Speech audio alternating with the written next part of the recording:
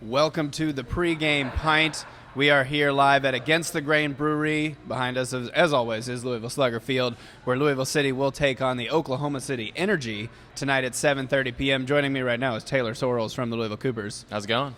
Oh, pretty good. I mean, we're a little delayed. I apologize for that. We are, of course, without Steve Peake today. He is having some car issues, so he's not going to be joining us, so we had to go ahead and get this on the road. We have a free ticket to give away. If you were one of the people who retweeted our tweet yesterday or the day before, you have been entered to win, and we will announce the winner here coming up in just a little bit. Not quite yet, but we're going to talk a little bit about last week's game. We're going to preview the game tonight, and we'll take a look at practice from this week. Went out to practice on Thursday, shot some video, talked to Brian Burke and Coach O'Connor a little bit about their thoughts. So we'll hear from them. We'll see a little bit of practice later on. But first, we got to talk about the loss last weekend. Do we have to? No, actually, let's start with something else then. We're going to talk a little bit about your all's tifo from last weekend, right? Yeah. Which was a large banner unfurled from the top featuring a purple and gold gremlin. That's was that right? Yeah. Whose idea was that? I think the inspiration came from Reddit. It was one of those deals, we play a lot of our games in the rain, and they're always at night. And so somebody, I think, made a comment on some Reddit post on our subreddit, which is, check it out if you haven't had a chance to, r/Louisville City FC. Said, don't get them wet, don't play them after 7, which, comes from the old 1980s Gremlins movies. And we kind of took it and ran with it. I wasn't a huge fan at first, to be honest with you. Not that I have any editorial control over any of that stuff. But it turned into a really cool idea, and all of a sudden we have a 40 square foot gremlin hanging out somewhere. Now, ironically, guys worked really hard on it. Ironically, it wasn't raining. Yeah. So I don't know. Maybe that had something to do with the loss, but I think that the more things we can point blame at, I might as well stick that in the pile. Well, I think a lot of people were quick to point blame at the fatigue, both mental and physical, because of 10 days, 4 matches, 2 losses, especially a tough 120-minute loss to Chicago. I don't know. What did you think watching, observing? They didn't look like themselves. Couldn't get to any second balls. We're dispossessed really easily. Yeah. And when this team doesn't have control of the midfield, they don't play well, and that's exactly what happened. New York. We knew going into the game we wouldn't really know what they were going to bring, but what they definitely brought were some guys that were ready to play and play hard. And our guys, we didn't start our regular starters per se, because there were a few guys on there that aren't necessarily part of the starting rotation. Like I don't know if Nate Pollock played the whole game, but he was out on the wing, and he doesn't necessarily get 90 minutes every game. But just I don't think it was for a lack of trying. They just didn't have the legs weren't there.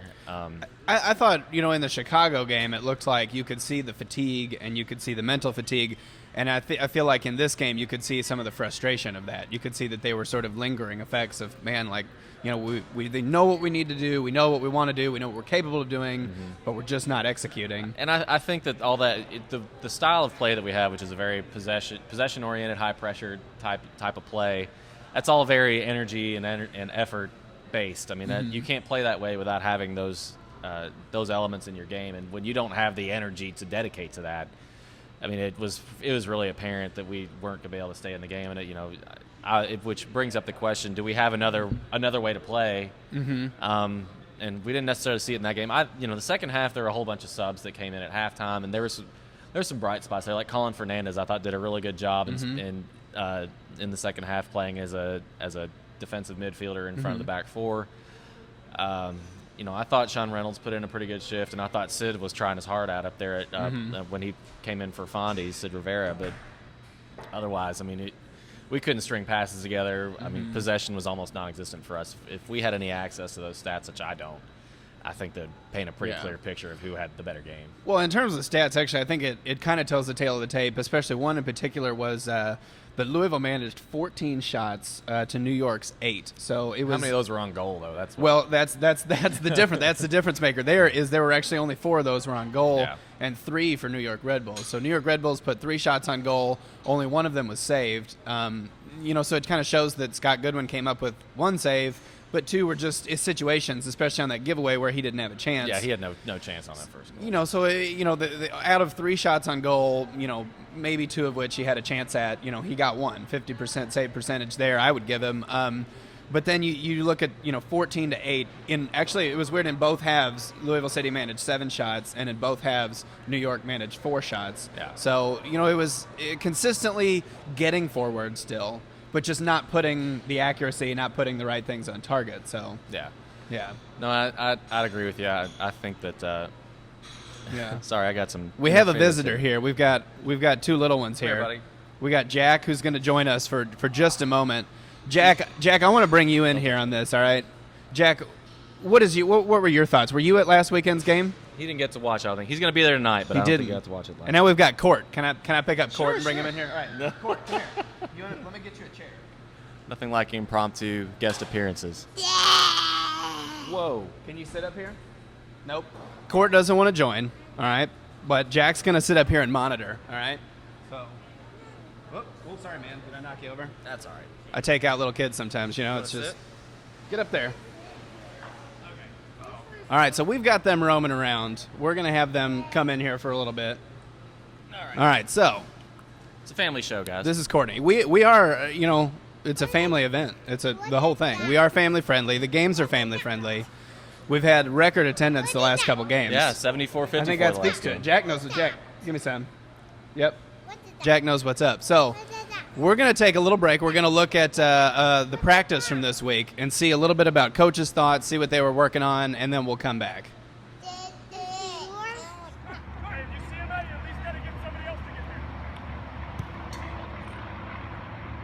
For us, the week has been spent working on things, touching on things, and reminding the players of the positives, because we've had games perhaps where we've lost that we haven't necessarily deserved to lose. So I think it's a balance and it's maintaining perspective. And OKC will be a tough game for us. They're obviously flying high in the Western Conference. Yeah, I mean, I think one of the things we spoke about, I mean, it's it's very disappointing when you lose. I think the New York case was, we certainly played a huge part in our own downfall. I think at times we committed suicide. But again, I think going forward, having touched on the games previous to that as well, I mean, you look at the performance at Montreal, you look at the performance at Chicago, I mean, we've had good performances. So for us, it's a case of maintaining standards and making sure that when opportunities do arise, that we grab them.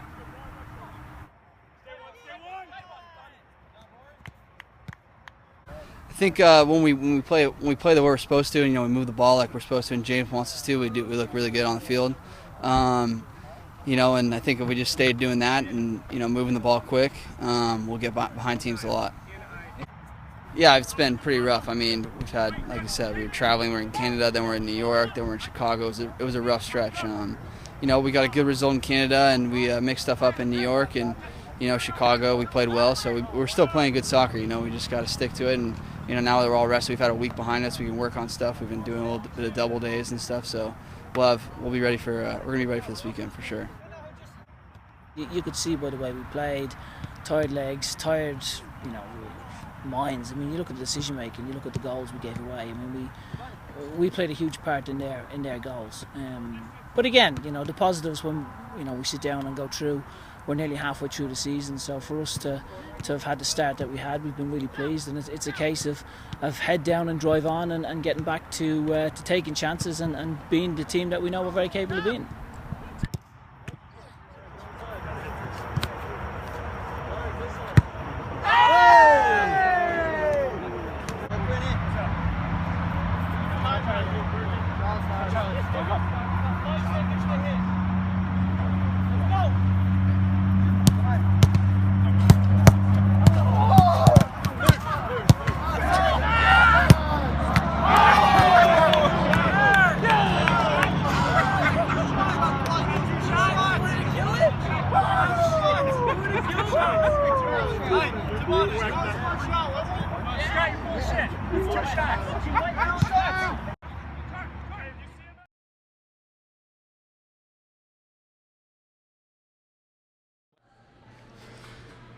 I think what's important to point out about that is, I don't know if you got to see much of it, but in practice this week, Coach O'Connor's hat was amazing, and it wasn't even sunny out.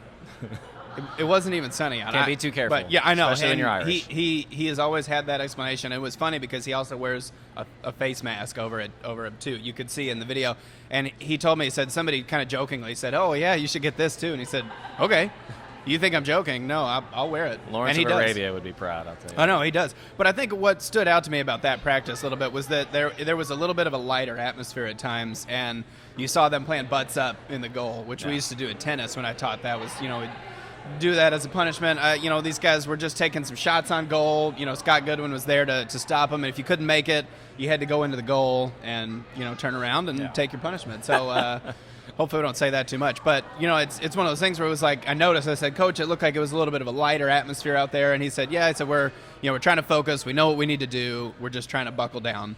So, we'll see if they can do that. I mean, the good news is they know what their job is and how they need to do it. It's about execution, which is, learning what you're supposed to do is half the battle a lot of times. So it's good to know that they're, grouped up enough to where they know what they're supposed to do. It's just a matter of putting the final piece together. And, we've seen in spots this season where they've been able to do it. Now, the last 2-3 games, it hasn't happened. But like I said, they've had a week's rest, and hopefully we kind of see the team that we saw for a couple of really good stretches this season come back out and put in a good shift for us today. Yeah, well, we'll see. We're going to get a good test from the Western Conference this week. As we were pointing out before we started here, is that Oklahoma City is in a very similar position to Louisville. They're in 5th place in the West. Louisville's in 4th place. I believe Oklahoma City has 24 points to Louisville's 20. Correct. So, roughly similar in terms of position, I guess, but obviously different conferences, different opponents. Right. That's what you were pointing out. Yeah, it's almost like they're two separate leagues, West and East this year. And so, personally, if I could watch all the games every week, I would. But I try and basically only pay attention to the East, just there's so much soccer on. You got to edit yourself at some point. But just statistically speaking, Oklahoma City is actually really similar to Louisville City. Similar goals per game. They give up a few more per game, but it seems like as the season's borne out, the Western Conference, they just score more in that league. Conference, the same league. But they give up they take a similar number of shots. They've given up a few more than we have. They've had way fewer corners, which isn't a surprise to anybody. Yeah. But their total shot ratio, which kind of gives you an idea of how well they've dominated a game, is really similar to what Louisville City has going. They've got the leading goal scorer in USL, Danny Koenig, and then a really good assist man backing him up, and Casey Townsend is his name. So they're a dangerous team. They're not a super huge team. They've got one really big defender. We've had some problems with big physical guys. But it's gonna be a good test. I think it's a very similar team to us. And so hopefully we can get 3 points out of it. Yeah. So it's worth pointing out while we get Jack a different game here. We're gonna give him something else to play. It's worth pointing out that Danny Koenig has scored. Koenig, I say that like I'm speaking German because that's what I'm used to. But he has scored a goal in 4 consecutive games, 2 of which were the last 2 losses. Which one, FIFA? He's going to play soccer. We're going to get him a soccer game here. One day, maybe. There we go. We'll see how far he gets on that one. I think he's going to simulate the Louisville City versus Oklahoma City game. So, yeah, we'll see how that goes. But Danny Koenig has scored in 4 consecutive games, 2 of which were losses, and the last one, or one of them, was a 4-1 defeat to FC Dallas. Yeah. So I don't know if it's worth pointing out that that's quite a different scoreline than Louisville City's with Chicago Fire. Obviously, different opponents. If Dallas and Chicago caliber were to play, you'd probably see a fairly similar scoreline, if I'm being honest. Yeah. So, tougher opponents maybe at times, but, Oklahoma City's here. I saw them actually. I happened to be at the airport yesterday and saw them coming in. I saw these guys in matching sweatsuits coming off. I was like, that never happens if it's not basketball season around here. So I was like, who are those guys? And I was like, I wonder if that's Oklahoma City. I went over and saw the bus and was like, yeah, their bags all say Oklahoma City. So continue, Dalton. So prior to that, prior to the loss at Sacramento, Oklahoma City's goalkeeper had recorded 4 consecutive shutouts, which is tough. That Right. Especially if we see a repeat of last weekend where Louisville, was getting off a lot of shots but not a ton on goal, it's it's going to be tougher with a tougher keeper back there, somebody who can do really well. But we'll see what they can do. I don't know if you have any predictions for tonight. I think Oklahoma City is a dangerous team. They started off the season real slow and then went on a 5-game winning streak in the league, which was broken last weekend at Sacramento, which is nothing to sniff about. Sacramento is a really good team. It's hard to say. I mean, I could see it as if we play well, we could win, but I don't know if we're going to escape without giving up at least a goal. This is it really is a toss-up for me. I kind of see it as a game where it could be 2-2. We could win 2-1. I don't see us shutting them out. If we do, fantastic. We've got a really good defense. It's not outside the realm of possibility. But at the end of the day, the story is going to be, can we control the midfield? If we control the midfield, we probably win. Yeah. Well, it is going to be tough. I think, gauging what I saw at practice this week, I think the team is ready to get back out there. I think, like we saw, they had some fun, but I think they're ready to buckle down. They're ready to turn it around. They were frustrated last weekend. I think they're going to come out, I don't want to say angry, because it's hard to point these guys as angry. I don't know if that paints them in a bad light. But yeah, they want to say, look, we deserve to be back in the contest for the top of the East, not just playoff contention. And I know James O'Connor wants that, so we'll see what they can do. Yeah, they're only 6 points out of second place, or 5 points out of second place. With 2 games in hand on Charleston, who's sitting in second, and we're only a point behind Richmond, I think, who's in third. It's still up for grabs. I don't think we're going to catch Rochester, if I'm being perfectly blunt. It's going to be about tough, yeah. It's not out. It's not doable. It's going to be a tall task. And it's Rochester's off to their best start in their franchise history, so haven't dropped a game. They've only given up 5 goals all season or something like that. They're a very difficult team to beat. And I think they deserve to be. They're where they are for a reason. They deserve to be there. But for the rest of the East, I think we're as good as any other team there. And I think that once we just finally get back on a roll again, I think we'll probably in a really good spot to at least try and take second. Yeah, all right. Well, tonight, of course, Louisville City versus Oklahoma City Thunder, not the Thunder. Oklahoma City Energy, similar, requires all energy for Thunder. That's 2 weeks in a row. I've messed up a couple things, so we gotta buckle down. I'm gonna buckle down this week. We're gonna do a better show next week. I'm gonna buckle these kids in a car and get them.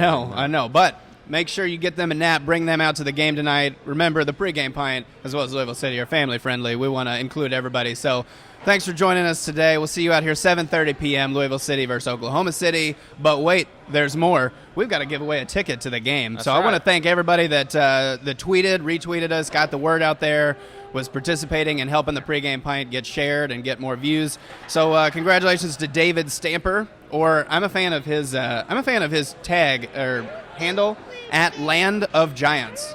I don't know what that means. Hopefully there's a story there. Maybe we'll find that out next week. So, David Stamper, thank you. Congratulations. Your ticket will be at Will Call. We'll tweet you about it. You can follow me on Twitter at Dalton_Main. You can follow these guys on Twitter at Lou Coopers. At Lou Coopers. I'm at Taylor Sorrels. And we've got a new website design, actually. Check it out, LouisvilleCoopers.com. It's awesome. Go there for details about new tifo paintings and things. Maybe you'll get to be part of a new 40-foot gremlin or something else. So check it out. We're actually painting right now into next weekend, and I think there's a group that's actually going to have one that comes out today. Oh, great. For today's game. So it's going to be a good time. We'll see. The Heretics may unfurl a big rainbow flag, so we'll see what they do in a big celebration. That's all from us. Thanks for joining us on the pregame pint. We'll see you next time. Come on, City.